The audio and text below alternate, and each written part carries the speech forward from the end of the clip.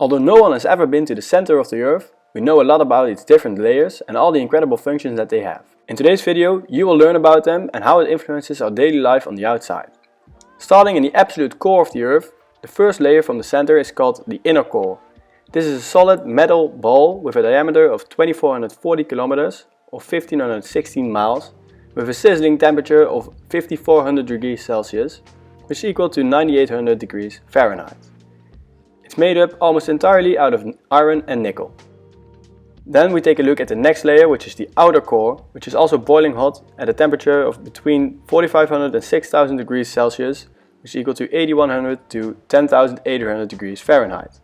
This layer of the Earth is on top of the inner core and is 2300 kilometers or 1430 miles thick, which means that it's at the depth of 5180 to 2880 kilometers beneath the surface, which is equal to 3220 to 1790 miles. The outer core is also made up out of iron and nickel, but the difference is that it's liquid. The inner and outer core together are the reason that the Earth's magnetic field exists. In very simple terms, the difference in temperature in the liquid metals causes it to circulate around the inner core's metal ball, creating a magnetic force. The magnetic field then looks like this and protects the Earth from the harmful solar stream. Then let's look at the largest layer of the Earth, which is the mantle.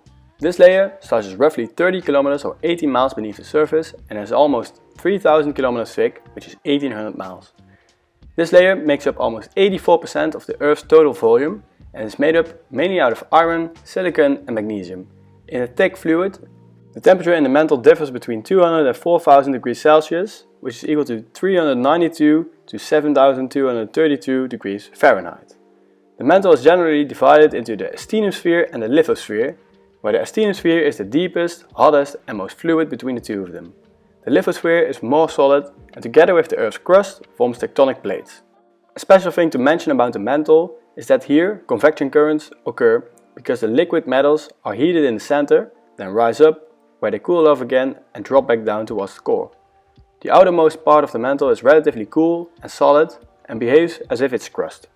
So finally we reach the Earth's crust, of which we have two types, oceanic crust and continental crust. It's generally agreed that oceanic crust is as thin as 5 to 10 kilometers, which is 3 to 6 miles, and continental crust is a bit thicker at 25 to 70 kilometers, which is 15 to 44 miles thick. Together with the uppermost part of the mantle, the crust is broken into many pieces, which we know as tectonic plates. These plates are all very exciting to study, as they guarantee action in the form of earthquakes and volcanoes, for example. So that's why I made a video about the special Ring of Fire, which is so interesting to check out. Have fun!